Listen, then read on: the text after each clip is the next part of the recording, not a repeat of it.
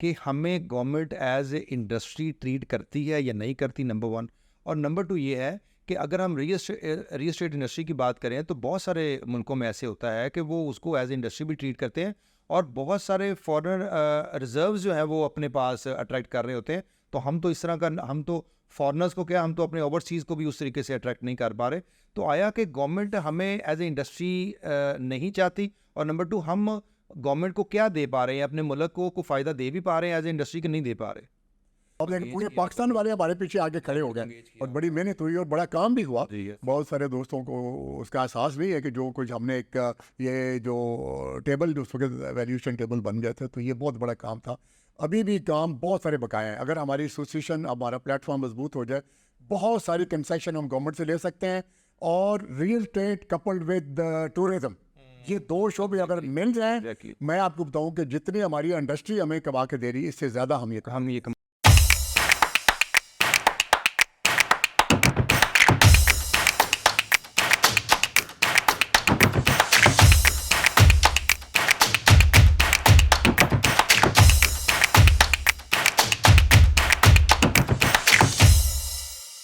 अस्सलाम वालेकुम, मैं इमरान फ़ैज़ हूँ और आप हमारा फेसबुक चैनल और यूट्यूब चैनल देख रहे हैं इमरान फ़ैज़ ऑफिशियल के नाम से।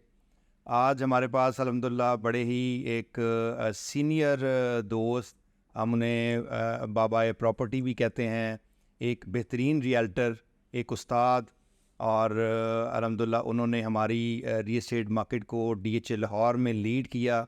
He was president of association of real estate agent. और सबसे बड़ी बात, इन्होंने हमारी जो फेडरेशन ऑफ रियल्टर्स है, क्योंकि ज़ाहिर है आपने एक अदारे को नॉ करना होता है, आपने एफबीआर तक पहुंचना होता है, आपने गवर्नमेंट के इदारों तक पहुंचना होता है, तो उसके लिए हमारे पास कोई भी इदारा नहीं था। तो ये क्रेडिट भी इनको जाता है कि जो रियल्टर्स ऑफ एसोसिएशन थी पूरे पाकिस्तान में, उसकी बुनियाद भी इन्होंने रखी और उसको फिर उसके बाद आगे लेके चले भी। और उसके अलावा सियासत में भी माशाल्लाह इनकी कंट्रीब्यूशन रही। टाउन नाज़म रहे हुए हैं मेजर रफ़ीक हसरत साहब। अस्सलाम वालेकुम सर। वालेकुम अस्सलाम। कैसे हैं आप सर, खैरियत से हैं? तो मैं सब कैसे आपने सोचा कि फ़ौज को आपने जब सी ऑफ का, या जब आप रिटायर्ड हुए तो उसके इमीडिएट बाद आपने रियल एस्टेट ज्वाइन कर ली, तो आपका पैशन था या अचानक आ गए या पैसे बहुत थे इसमें? खुफिया बातें पूछ रहे हैं। बिस्मिल्लाहिर्रहमानिर्रहीम। Imran, it was just a stroke of luck. मैंने जब वो सोचा, और फ़ौज मुझे नहीं छोड़नी चाहिए थी, because by the grace of अल्लाह मेरी रिपोर्ट बहुत अच्छी थी और मैंने अल्हम्दुलिल्लाह जो बेसिक इंटेलिजेंस कोर्स होता है फ़ौज का वो किया भी था, और उसमें पूरी फ़ौज में मैंने टॉप किया था। अच्छा। और उसके बाद इंटेलिजेंस स्टाफ कोर्स मैंने किया कि जो हमारे, आपको पता है कि जो यंग मेजर्स होते हैं और प्रोफेशनल ऑफिसर्स होते हैं वो स्टाफ कॉलेज करते हैं कोयटा में जाकर। जी ऐसे ही। तो जो वो नहीं करते वो फिर इंटेलिजेंस स्टाफ कोर्स करते हैं। तो चूँकि मेरा इंटेलिजेंस का थोड़ा रुझान भी था, तो मैंने वो इंटेलिजेंस स्टाफ कोर्स किया। उसमें पूरे पाकिस्तान में मैं सेकंड था। तो उसके बाद जीएचयू में मेरी पोस्टिंग थी। आई वाज गोइंग कंफर्टेबली, बहुत सेट था मैं अल्हम्दुलिल्लाह, कैरियर मेरा अल्हम्दुलिल्लाह मैं मुतमिन था। लेकिन as luck would have it, मेरे वालिद बहुत पहले फौत हो गए थे, तो मेरे जो बड़े भाई थे वो सियासतदान थे। ठीक। वो अपनी जो लोकल सियासत है उसमें उनका बड़ा होल्ड था, तो वो चेयरमैन थे टाउन कमेटी काना के। तो उनके जहन में ये बात आई कि हमने एमपीए का इलेक्शन लड़ना है और मेजर साहब ने लड़ना है। ओके। तो बहरहाल मुझे उन्होंने परसू करना शुरू कर दिया। And at some stage I felt कि मुझे अपने भाई का हुक्म मानना चाहिए, मुझे अपना कैरियर सेक्रीफाइस करना चाहिए और अपने भाई का हुक्म मानना चाहिए। तो मैंने उनकी, मैं समझता हूँ कि परसेंट्स के ऊपर जो है वो आर्मी छोड़ने का फैसला किया है। फिर अप्लाई किया, बहरहाल आर्मी में बहुत, जितने भी ऑफिसर मेरे साथ थे उन्होंने बहुत मुझे गालियाँ भी दी कि तुम ये क्या तमाशा कर रहे हो, तुम्हारा कैरियर अच्छा है, तुमने प्रमोट हो जाना है। एक्चुअली कोई भी नहीं चाह रहा होता उस वक्त। चाह रहा होता।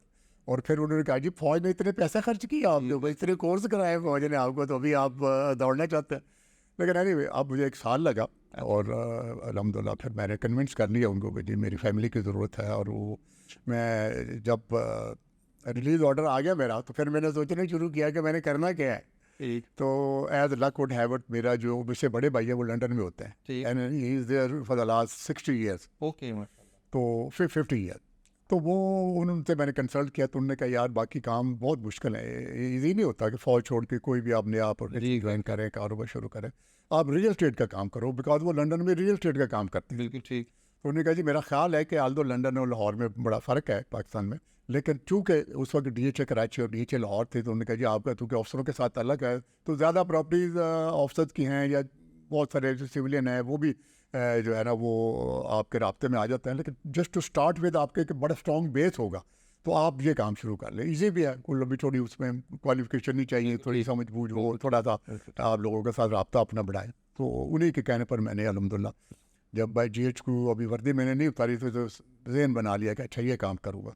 तो फिर अल्हम्दुलिल्लाह जैसे मैं यहाँ आया मैंने एक छोटा सा दफ्तर लिया और अल्हम्दुलिल्लाह अल्लाह का नाम। और ये कब स्टार्ट किया सर आपने? ये मैं 1988 फरवरी में 15 फरवरी को मैंने यूनिफॉर्म उतारी। अच्छा 16 फरवरी को मैं दफ्तर में बैठा हुआ था रियल एस्टेट के नए। अच्छा, आपने अगले दिन ही काम शुरू कर दिया? Not a one day rest. अच्छा अच्छा अच्छा अच्छा अच्छा, इसलिए माशाल्लाह अभी तक वो जो हम आपका अक्सर जो है ना बैठते हैं दोस्त आपस में, तो हम यही डिस्कस करते हैं कि एट दिस एज माशाल्लाह, वैसे तो यू आर लुकिंग यंग, लेकिन ये कि इतने मेहनती और इतने माशाल्लाह आप काम करने वाले, और मतलब इसके पीछे वो एक जज्बा है पैसे कमाने का, इसके पीछे लोगों के साथ एक राब्ता रखना है, या मतलब क्या इसको आप एज ए कैरियर लेके चले, आप किस तरह आपने इसको कैरी किया? इमरान, जब एक बहुत बड़ा कैरियर मैंने छोड़ा, आलू मुझे अभी भी अफसोस होता है, लेकिन चूँकि मेरी फैमिली की रिक्वायरमेंट थी, मेरे भाई की रिक्वायरमेंट थी, वो चूँकि बड़े थे और मैं उनको वालिद की जगह पर समझता था, तो लेकिन बहरहाल अभी भी मुझे फ़ौज से बड़ी मोहब्बत है और उस वक्त भी बड़ी बड़ी मोहब्बत थी और just wanted to continue that career, लेकिन अल्लाह को यही मंजूर था, मैंने छोड़ दिया। और बाकी ये जो काम करने का है जज्बा, फ़ौज ने मुझे वो सिखाया। मैं बीकाना के पास एक छोटा सा गांव था जहाँ से मेरा तल्लक है, तो वहाँ को बहुत ज़्यादा ज़िम्मेदार घराना था हमारा, मेरे वालिद साहब ज़िम्मेदारी करते थे, तो वो बहुत कभी हमारे ख़ानदान में कभी सर्विस में कोई गया ही नहीं था। तो जब मैंने ये प्रोफेशन अडॉप्ट कर लिया तो वो जो चीज़ें मैंने फ़ौज से सीखी थी उनको ही मैंने असूल बनाया। तो उसमें सबसे पहले ये था कि कोई भी फैसला करो तो वेल कंसिडर्ड होना चाहिए। बिल्कुल ठीक। उसके पीछे प्रोज एंड कॉन जो है ना सारे आप सोचें, डिस्कस करें और फिर उसके मुताबिक फ़ैसला करें, और जब आप फैसला कर लें तो फिर पूरा जोर लगा दें। हाफ हार्टेड जो फैसला है वो रियल एस्टेट का जो है मैदान हो या सियासत का मैदान हो या कोई भी मैदान हो, तो वो आपको हमेशा जो है ना वो फेल करने का किरदार अदा करता है।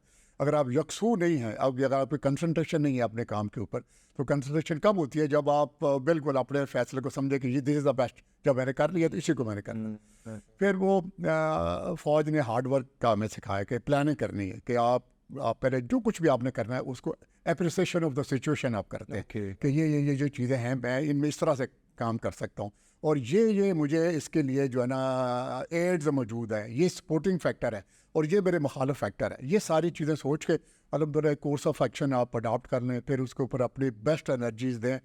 और मैं आज भी अपने बच्चों को भी कहता हूँ, जो यंग बच्चे मेरे साथ इंटरेक्शन करते हैं, उनको मैं कहता हूँ कि there is no substitute of hard work.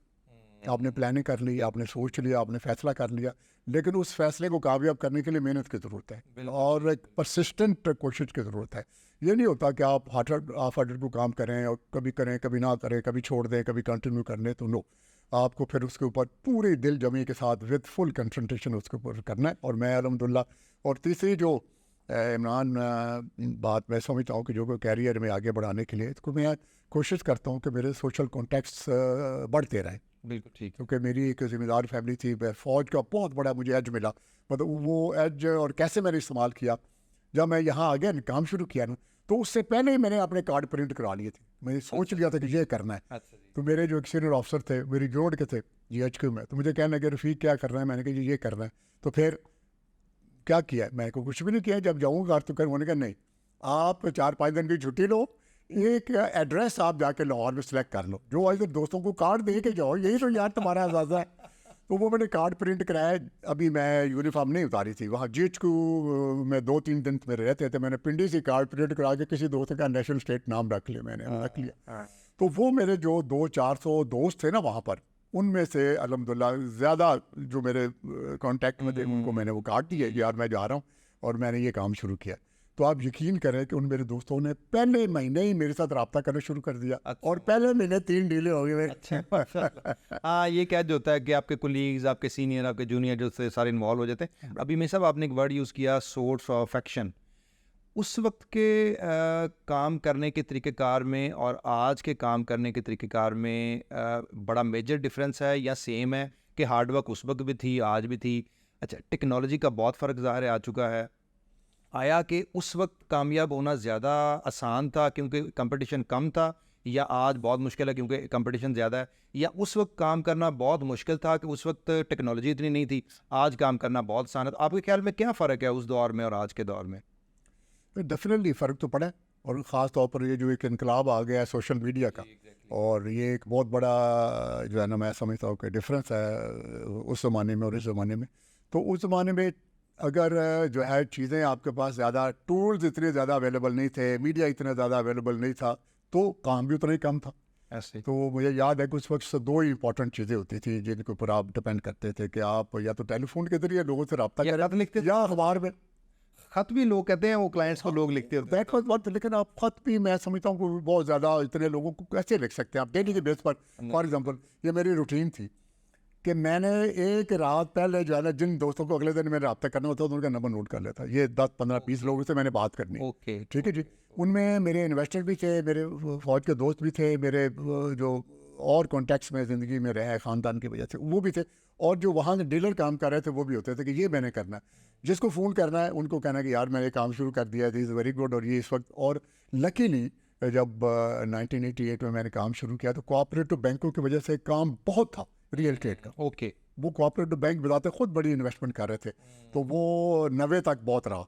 और उसमें जो हमारे DHA के जो है ऑफ कोर्स चीज़ें अवेलेबल थी वो, लेकिन प्राइवेट ज़मीनों को भी बड़ा काम था। और मुझे वो एज था कि मैं गांव से बिलोंग करता था, उस इलाके के लोग मेरे बड़े अच्छे दोस्त थे अब आपसे, तो मैंने वो भी काम किया, ये भी काम किया।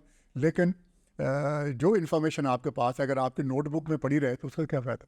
आप उस इन्फॉर्मेशन को अपने जो डीलर हैं एट दैट टाइम जो आपके साथ काम कर रहे हैं, और आपके इन्वेस्टर, पोटेंशियल इन्वेस्टर, पोटेंशियल आपका जो बायर हो सकता है, तो उस तक पहुंचेगा तो उसको पता चलेगा। बिल्कुल ठीक। तो वो अखबार में तो बड़ी लिमिटेड इन्फॉर्मेशन आप दे सकते हैं, और उस वक्त भी शायद हम प्लॉट नंबर वगैरह नहीं देते थे, तो अभी भी नहीं देते। वो आप एक लोगों तक, लोगों के माइंड में अपना नाम डालने के लिए वो ज़रूर करते हैं। फिर बेशुमार डीलें हमारी अखबार की उसको होती थी, फिर आपस में डीलरों के साथ होती रहती थी। फिर हमने एक और बड़ा इंपॉर्टेंट फैक्टर है जो यंग बच्चों को पता होना चाहिए कि ये जितने भी टूल्स हैं ना, उनके अलावा एक टीम ऑफ इन्वेस्टर्स लाजमन होने चाहिए आपको। ओके, 2 4 6 तक जितने भी आप, और वो लोग होने चाहिए जिनके पास कुछ ना कुछ सरमाया हो, जो सरप्लस मनी हो, जिसको वो इन्वेस्ट करें और पैसे कमाएं। और ज़ाहिर है वो फिर आपका काम है कि अगर आप उनको सही तरीके से इन्वेस्ट करवाएंगे, उनको अल्हम्दुलिल्लाह अच्छी वहाँ से इनकम मिल जाएगी, उनका जो है ना वो जो फाइनेंशियल इंटरेस्ट है लोग आफ्टर करेंगे, उनके साथ कोई चीटिंग नहीं होगी, उनके साथ कोई इस तरह की 2 नंबरी नहीं होगी कि गलत जगह पर पैसे फंसा दिए। तो इसलिए शुरू से ही अल्हम्दुलिल्लाह मेरा ये मुसम्मम इरादा भी रहा है, कोशिश भी रही है कि जो ड्यूबियस किस्म की सोसाइटीज़ हैं, जो कि आपको नज़र आए कि ये यहाँ पैसा डूब सकता है, वो आपके इन्वेस्टर का पैसा उसका नहीं है, वो आपका पैसा है। बिकॉज अगर वो पैसा लूज हो गया और किसी न किसी जगह पर फंस गया तो वो भी गया और आप भी गए।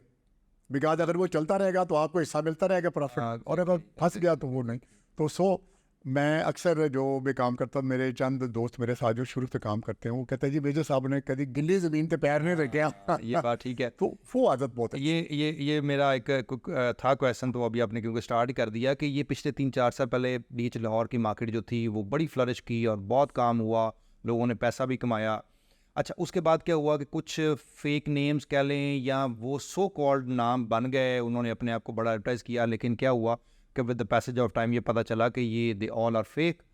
अब इन चीज़ों से कैसे बचा जाए? आपको बहुत ब्लंट हो कि जिस तरह हम होता है कि लेट्स सपोज एक 2 4 10 डीलर्स गए किसी डेवलपर के पास और फ्रैंकली में सब हम डरते रहते हैं वो तुहाडे को NOC है भाई, मगर ये जरूरत नहीं होती कहने की अच्छा आपके पास NOC है तो वो कितने कनाल का है, कितने एकड़्स का है, कितना बड़ा है। वो होता है NOC 20 एकड़ का है और वो बताते 200 एकड़ का है। तो हम इन चीज़ों को वेरीफाई किए बगैर जंप इन हो जाते हैं, और जिस तरह आपने बात की कि हम अपने दोस्त, अपने क्लाइंट्स, अपने इन्वेस्टर्स लूज़ कर जाते हैं। तो क्या पैरामीटर्स होने चाहिए कि हम इन लोगों से बच भी सकें, और क्या हम प्राइवेट सेक्टर में नहीं जाना चाहिए, सिर्फ DHA में ही रहना चाहिए क्योंकि हमें लगता है कि ये ज़्यादा सेफ है? DHA का तो खैर ऑफ कोर्स इसकी जो है अपनी एक साख है, अपना एक वजूद है, अपनी क्रेडिबिलिटी है, और ख़ास तौर पर जो ओवरसीज़ पाकिस्तानी है वो कहते हैं कि यार उधर से मुझे साल में अगर करोड़ रुपया बचना है ना, मैंने करोड़ लगाया तो करोड़ मैं नहीं, मुझे DHA में 50 लाख रुपये बच गए, ये अक्सर कहते हैं सर, वो ये एक उनका यकीन और उनका एतबार जो है वो DHA के ऊपर है, और वो रहना चाहिए डेफिनेटली। DHA हमारी भी फर्स्ट प्रायोरिटी है, इसमें कोई शक नहीं। इसके अलावा और भी प्राइवेट स्कीम हैं, मतलब लेकिन है कि वो जो आपने बात की पिछले 4-5 साल में, बल्कि अभी चूँकि DHA वाले 4-5 साल से इन्वॉल्व हुआ है, प्राइवेट स्कीमों का काम तो बहुत देर से है। बहुत देर से, और लेकिन हम सर DHA के दोस्त तो ट्रस्ट ही नहीं करते थे ना इन पे। लाहौर में अगर 10 अप्रूव्ड स्कीमें चल रही हैं, 10 ऑथराइज स्कीमें चल रही हैं, 10 लीगल अगर स्कीमें चल रही है, तो 90 गैर कानूनी चल रही है। जी ऐसा ही सर, बहुत बड़ी एवरेज है। हम देखते रहते हैं हमारे दाएं बाएं बेशुमार लोग बेचारे वहाँ फंस गए हैं। हमें क्या करना चाहिए, मतलब ये तो मैं बिल्कुल इस बात को रिकमेंड नहीं करता कि हमें प्राइवेट काम ही नहीं करना चाहिए, करना चाहिए बिल्कुल। जो कि एवेन्यूज़ अवेलेबल हैं हमारे पास, जहाँ जहाँ हमें जो है ना कारोबार मिल सकता है, क्योंकि बच्चे भी ज़ाहिर आबादी बढ़ रही है, हमारे दफ्तरों में भी बच्चे बढ़ रहे हैं, हमारी अपनी भी ज़रूरियत बढ़ रही है। बिल्कुल काम कहना तो मकसद हम काम करें सर, लेकिन क्या क्वेश्चनियर बनाए कि वो उस क्वेश्चनियर में अगर वो फिट आए, जो कि बड़ा जेन्युइन क्वेश्चनियर होगा, उसमें फिट आए तो हम काम करें। अगर वो समझे कि नहीं जी वो तो इज समथिंग एल्स, और जी मुंडे मेरे तो क्वेश्चन पूछते बने आके। बिल्कुल आपने सही कहा कि इसमें करें। सबसे तो पहले आप देखें कि वो हमारे फौज में कहते हैं कि the man behind the gun, gun इतनी इंपॉर्टेंट नहीं है, man behind the gun is very important. Very true. कि कौन है डेवलपर, कौन है बिल्डर, कौन है, उसके रिप्यूट क्या है, उसका कोई मतलब पीछे जो उसने काम किए हैं उसमें उसकी क्या परफॉर्मेंस रही है। तो ये this is very very important, number 1। Number 2, जो अप्रूवल के आपने बात की है वो बिल्कुल चेक करनी चाहिए। अभी तो LDA की आप वेबसाइट पर तो आपको चेक हो जाता है कि वहाँ क्या है। मेरा मतलब कि लेट्स से अगर कोई 200-400 हज़ार कनाल की उसके पास अप्रूवल है, at least he have a place to step. जी और फिर आप मौका जाके देखें। बिल्कुल ठीक। ये नहीं किधर बैठ के खूबसूरत इश्तिहार, खूबसूरत एडवर्टीजमेंट और जो अट्रैक्शन वो आपको देते हैं कि आम अगर अच्छा डेवलपर आपको 4-5% दे रहा है, तो जो नॉवस है या जो कोई वो 15% भी 12% तक तो मैंने सुना है। जी ऐसे ही है। तो उससे स्ट्रेट वे आपके कान खड़े हो जाना चाहिए, बिकॉज जो जेन्युइन आपका बिल्डर या डेवलपर है वो बहुत हाई परसेंटेज ऑफ प्रॉफिट या रिबेट या कमीशन आपको कभी ऑफर नहीं करता, बिकॉज वो अफोर्ड नहीं कर सकते। वो आप ज़रूर रखें, फिर मौका ज़रूर जाके चेक करें दाएं बाएं क्या है, फिर ये देखें कि ये जो बिल्डर और डेवलपर इसने पहले क्या डिलीवर किया है। जी मतलब पिछले 2-4-6 साल में जो चीज़ें मुख्तलिफ उसने कंप्लीट की हैं, तो उसमें क्या उसका परफॉर्मेंस रही है, क्या उसका standard of achievement of goals रहा है, वो आप ज़रूर चेक करें। और उसके अलावा फिर ये चीज़ भी आप ज़हन में रख के चलें कि जिस जगह आप पैसे दे रहे हैं, खुदा न खास्ता आपको 19-20 हो गया तो पैसे ले लोगे। वो पैसे आपके इन्वेस्टर के नहीं, वो आपके पैसे हैं। कि डेवलपर की रिप्यूट क्या है, वो उसकी बैकग्राउंड क्या है, क्रेडिबिलिटी क्या है, एक जो कारोबारी असूल के मुताबिक चल रहा है तो वैसे ही चल रहा है। क्योंकि मैं समझता हूँ कि अगर जो गैर कानूनी स्कीमें हैं, इलीगल स्कीमें हैं, अगर उनमें पैसा रिकवर हो जाए, हमें खरबों रुपए मार्केट में आ जाए। ऐसे ही है, ऐसे ही। वो खरबों रुपए हमारे जो रियल एस्टेट इन्वेस्टमेंट के पैसे थे वो गलत स्कीमों में फंसे हुए हैं, गलत लोगों के पास फंसे हुए हैं, गलत जगह पर जो है ना वो डंप हुए हुए हैं।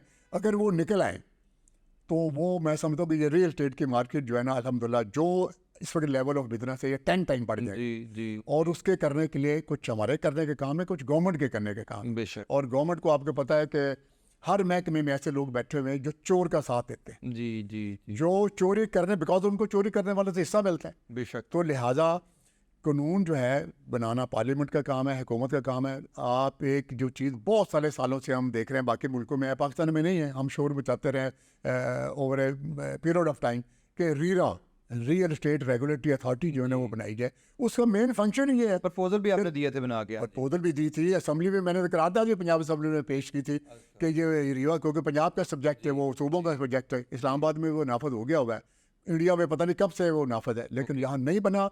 उसका काम है कि जो इनोसेंट बायर है, इनोसेंट इन्वेस्टर है या जो डीलर है उसके हकूक़ का तहफ़्फ़ुज़ करें। और अगर डीलर को गलत काम करता है तो उसको पकड़ें, और अगर डेवलपर या बिल्डर कोई काम सही नहीं करता, फॉर एग्जांपल उसने प्रॉमिस किया कि मैं 4 साल में दूंगा, 4 साल में नहीं दिया, वो खुद तो लेता है हमसे सरचार्ज, अगर हम डिले करें। वो क्या देता है?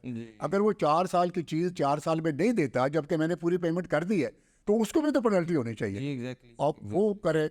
फिर अगर डेवलपमेंट वो प्रॉपर नहीं करता तो वो रीरा वाले चेक करें। फिर अगर उसकी अप्रूव्ड स्कीम नहीं है तो वो डीलर को भी पाबंद करता है कि जो डीलर गैर कानूनी स्कीम बेचेगा उसको जुर्माना भी होगा और कैद भी होगा। अगर ये मैं समझता हूँ कि ये जो रीरा है और रेगुलेटरी अथॉरिटी है, अगर ये कायम हो जाए और कायम होनी चाहिए तो आपकी बहुत सारी 2 नंबर स्कीमों से हम बच बच जाएंगे। ये बड़ी अच्छा पॉइंट है आपका जो आपने रेज भी किया था।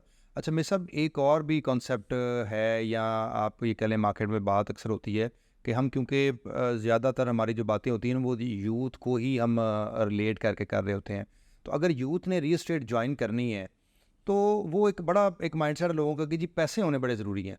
तो ये कितनी हद तक बात ठीक है कि पैसों के साथ बंदा आए रियल एस्टेट में, या वो बिल्कुल ज़ीरो से शुरू करे तो वो ज़्यादा अपने गोल्स को अचीव कर सकता है? मेरा दोनों चीज़ें ज़रूरी हैं। और मैं आपको बताऊं ऑनेस्टली स्पीक है, ये रियल एस्टेट का शोबा जब मैं आया था तो मेरे पास तो ज़्यादा पैसे नहीं थे। मेरा ख्याल है कि जो ज़्यादा सीख सकता है या जो ग्रो कर सकता है वो तो पैसों के बगैर आएगा तो शायद अच्छा ग्रो कर लेकिन लेगा। नहीं, वो एक फैक्टर है। लेकिन जब मैं आया तो मेरे पास बिल्कुल थोड़े से पैसे थे, मतलब ज़्यादा 4-5 लाख रुपया था कैश मेरे पास। मैंने 3-4 अपने फौजी अफसर जो मेरे साथ ही रिटायर हुए थे, मैंने उनको बुलाया, उनको एंगेज कर लिया। मैंने कहा यार आओ इकट्ठे होकर हम काम करते हैं। उस वक्त लकीली ओपन फाइलें थी, तो ओपन फाइलों में हम करते हैं। अगर आप यकीन करें, जब आपने काम शुरू करना होता है तो बहुत बड़ा लालच नहीं रखना चाहिए। रखना चाहिए कि मैं एक दफ़ा इस्टेब्लिश हो जाऊँ, चीज़ चल पड़े, मुझे रिस्क हलाल मिले।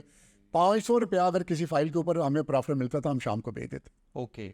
और उसका फ़ायदा क्या हुआ कि लोगों में ये इमेज बन गया हमारा कि यार इन्हें दी दराज 10 फाइलें होंगी ने जदों जो मिल जाती। हमने लालच कभी नहीं किया कि 2000 10,000 नो, 500 रुपये आप यकीन करें, 500 रुपया प्रॉफिट मिलता था, शाम को 10-12 फाइलें बेच रहे थे। हम इकट्ठी करके रख लेते, एक वापडा की और डिफेंस की, दोनों के ओपन फाइलें थी। उस वक्त DHA के ओपन फाइलें थी और वापडा के। हम इन दोनों में हमने काम शुरू किया। तो सरमाया ज़रूरी है, लेकिन बगैर सरमाए के बच्चे इसमें अल्हम्दुलिल्लाह बहुत अच्छा काम कर सकते हैं। वो जो मार्केटिंग के स्किल्स हैं, कैरियर ले सकते हैं। बिल्कुल एज ए कैरियर उनको लेना चाहिए। It is a very challenging career. और अगर वो सारी इस मार्केटिंग की टेक्निक को समझे और पहले दिन तो ये ना देखे कि वो 2 साल में किधर चला गया तो मैं किधर चला गया, तो वो बाय द ग्रेस ऑफ अल्लाह बहुत अच्छा इसमें जो है ना कैरियर है, वो उनको मेहनत करनी चाहिए, इस काम को सीखना चाहिए और उसके बाद फिर अच्छे एथिक्स के साथ चलना चाहिए, अच्छे फूलों के साथ चलना। आपने एथिक्स की बात की, अगला क्वेश्चन मेरा इसी से रिलेटेड था कि क्या में सब एथिक्स होने चाहिए? क्या बिजनेस एथिक्स तो ज़ाहिर हर काम में होते हैं, हमारे रियल एस्टेट में क्या बिजनेस एथिक्स होना चाहिए कि जिससे हम अपनी रिप्यूट भी बेहतर कर सकें और अगले बंदे को अच्छा मशवरा भी दे सकें और क्लाइंट को उससे फ़ायदा भी हो? ये तो मैं समझता हूँ कि सबसे पहले तो मैं हमारे मदन में बहुत सारी चीज़ें इसके लिए वादे करती हैं। और सबसे पहले आपके जहन में होना था कि मैंने रिज़्क़ हलाल कमाना है। और रिज़्क़ हलाल कमाने के लिए ज़रूरी है कि आप किसी के साथ झूठ ना बोलना, किसी को मिसलीड ना करें, किसी को गुमराह ना करें। आप फॉर एग्जाम्पल एक स्कीम के बारे में आपको पता है और आपको ये भी पता है कि ये स्कीम पिछले साल से 13 की प्राइस नहीं बदी। आप अपने इन्वेस्टर को कहें कि पजर इतने पैसा ला दो, इंशाल्लाह ताला 6 महीने से डबल हो जाएगा। डिसऑनेस्टी है नहीं, झूठ बोल के आप ये काम कर रहे हैं। तो लिहाजा आप अपने इन्वेस्टर को बेस्ट ऑफ द बेस्ट चीज़ में लेके जाएं। और हमारे दोस्तों को, साथियों को, यंग बच्चों को सोचना चाहिए अपने इन्वेस्टर की सर्वाइवल हमारी सर्वाइवल है, उसकी ग्रोथ हमारी ग्रोथ है, उसका तरक्की करना हमारा तरक्की करना है। तो लिहाजा मेहनत करें, अच्छी चीज़ों को ढूंढें, क्या चीज़ बेहतर है, क्या चीज़ जो है ना वो आपके सामने होता है। अगर एक सेक्टर में 6 महीने से कोई एक पैसा ऐड नहीं हुआ तो आप उसी को तो पैसे लगवा रहे हैं।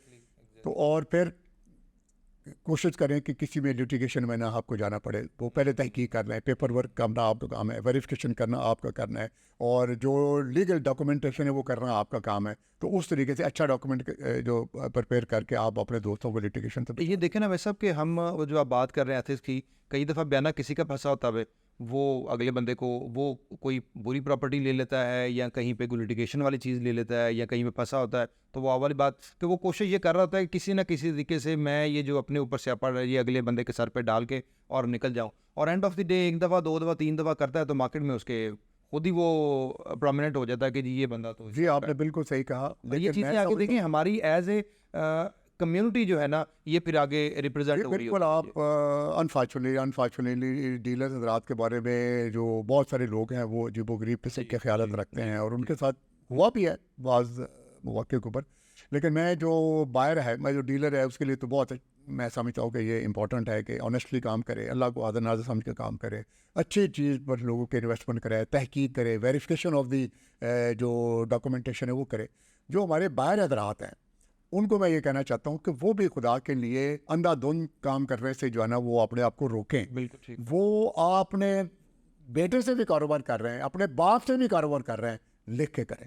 बिल्कुल ठीक बात। मैंने बहुत सारे लोगों को धोखा खाते हुए देखा है कि यार वो इन्ना इतनी देर तक मेरा दोस्त ही यार, वो तो मैं कि यार वो हो ही नहीं सकता, मैं पैसे दे उन्हें कि चाचा तुम फिक्र ही ना करो, और फिर बाद में भतीजा लंबा ही नहीं। तो लिहाजा आप अपने बेटे के साथ भी कारोबार करें, लिख के करें, और टर्म्स एंड कंडीशन उसके ऊपर वाज़ह करें। बहुत सारे रौले मैंने देखे इस वजह से कि नहीं जी मैं तो है क्या सी, नहीं को जी नहीं तुझे है तो नहीं क्या, तुझे तो क्या सी कि मैं तुहानू 100% प्रॉफिट 90 तो हो गया 10 मेरा उन्होंने कहा जी नहीं मैं तो लिहाजा हर चीज़ को स्पेल आउट कर दे, वो झगड़े उससे कम हो जाते हैं। 2 नंबर चीज़ें जो है ना जो हमारा इन्वेस्टर है, कभी ब्लाइंड फेथ ना करें। मैं बार बार कह रहा हूँ, मैंने इतनी दुनिया देखी है, मेरा मुशाहिदा है कि उसमें बड़ी तकलीफ़ें होती हैं, बड़े धोखे फरेब होते हैं, बहुत जिनका आपके जहन में बहुत बड़ा इमेज होता है, ऐसी बात का तो आपको डर लगाते हैं कि आपको वो ज़िंदगी भर उठने नहीं देती। तो लिहाजा जो कुछ करें सोच समझ के करें, लिख के करें, टर्म्स एंड कंडीशन तय करें, और ऐसे लोगों के साथ काम करें जिनकी रिप्यूट अच्छी हो, जो कि रजिस्टर्ड हों, जो काम करने वाले हों, जिनका बिजनेस ग्रो कर रहे हो, जो एक खुफिया अंदाज में बैठे किसी ऐसे हवाई काम कर रहे हैं, आपको घर आ गए आप कह लो जी पेपर ने तो तुसी मैं ਤੁਹਾਡਾ करता है। तो लिहाजा आपको पता नहीं, अगर बयाना भी करो तो कोशिश करो अपने सामने करो। आप आपने जो है ना वो जो आपका काउंटर है जो बेच रहा है उसको सामने अपने सामने दस्तखत करता हुआ देखें। बहुत सारों के साथ लोगों को धोखा हुआ है कि मेरे घर आ गए सी मैं पैसा ला दो इंशाल्लाह ताला सारे आए थे हफ्ते 5 लाख बच जाए कर लेते हैं लोग, फिर अपना भी पैसा गया। भाई साहब इस क्वेश्चन का आंसर हम श्योर आपसे बेहतर कोई भी नहीं दे सकता कि हमें government as a industry treat करती है या नहीं करती, नंबर 1। और नंबर 2 ये है कि अगर हम रियल एस्टेट इंडस्ट्री की बात करें तो बहुत सारे मुल्कों में ऐसे होता है कि वो उसको एज ए इंडस्ट्री भी ट्रीट करते हैं, और बहुत सारे फॉरेन रिजर्व्स जो हैं वो अपने पास अट्रैक्ट कर रहे होते हैं। तो हम तो इस तरह का, हम तो फॉरेनर्स को क्या, हम तो अपने ओवरसीज़ को भी उस तरीके से अट्रैक्ट नहीं कर पा रहे। तो आया कि गवर्नमेंट हमें एज ए इंडस्ट्री नहीं चाहती, और नंबर 2 हम गवर्नमेंट को क्या दे पा रहे हैं, अपने मुल्क को फ़ायदा दे भी पा रहे हैं एज ए इंडस्ट्री, के नहीं दे पा रहे? मेरा अपना ख्याल ये है कि हम बहुत दफ़ा ये सोचते रहे, लेकिन मेरा नहीं ख्याल कि वो इंडस्ट्री डिक्लेयर करने से हमें क्या फ़ायदा होगा। आपको पता है, देखिए जो नॉर्मल इंडस्ट्रिस्ट हमारे दोस्त हैं 40-50 बैग में उनके हर वक्त पीछे लगे होते हैं।